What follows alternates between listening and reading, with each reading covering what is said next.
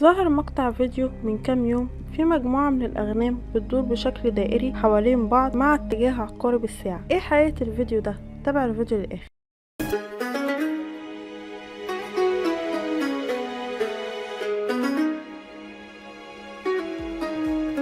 تم تصوير الفيديو في حظيرة أغنام في شمال الصين في أوائل شهر نوفمبر، والعلماء عجزوا انهم يعرفوا سبب الحدث ده. بيتقال ان الأغنام فضلوا يدوروا في الشكل الدائري ده لمدة 12 يوم كاملين بدون توقف ومن غير أكل وشرب كمان. صاحبة المزرعة قالت ان في مجموعة صغيرة من الأغنام بدأت تعمل كده، ومعداش وقت صغير إلا وباقي الأغنام انضموا ليهم وبدأوا يدوروا مع اتجاه عقارب الساعة، وده اللي خلاها في حالة ذهول وخلى باقي الناس مصدومة ومش قادرين يفهموا ليه اتغير سلوك الحيوانات بالشكل ده. في المكان ده في 34 حظيرة للأغنام، لكن مش كلها حصل فيها كده. الحظيرة رقم 13 هو اللي حصل فيها الحدث ده وتم تصويره. الفيديو خلى ناس كتير تسأل عن سبب اللي حصل. في بعض الناس اللي قالت ان الحيوانات بتحس قبل ما الحاجة تحصل، وان في حاجة كبيرة هتحصل على كوكب الأرض. وفي اللي فسر وقال ان ده خلل في المجال المغناطيسي للأرض خلى الحيوانات تتصرف بالطريقة دي. وفي اللي فسر وقال ان ده معناه قرب خروج المسيح الدجال.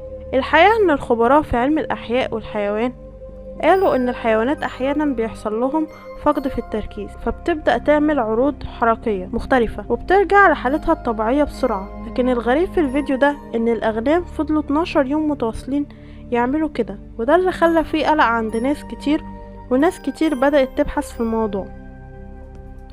العلماء قالوا ان ده مرض معين هو اللي مسؤول عن كده، هو داء الليستريات، وده اللي بيأثر على الحيوانات وبيخليها تتصرف بشكل غريب.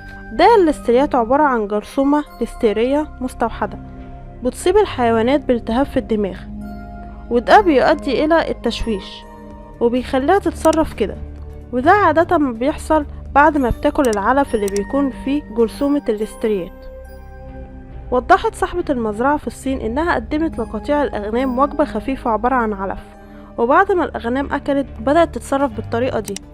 وقالت ان باقي الحظائر التانية اكلوا نفس العلف ومحصلهمش كده.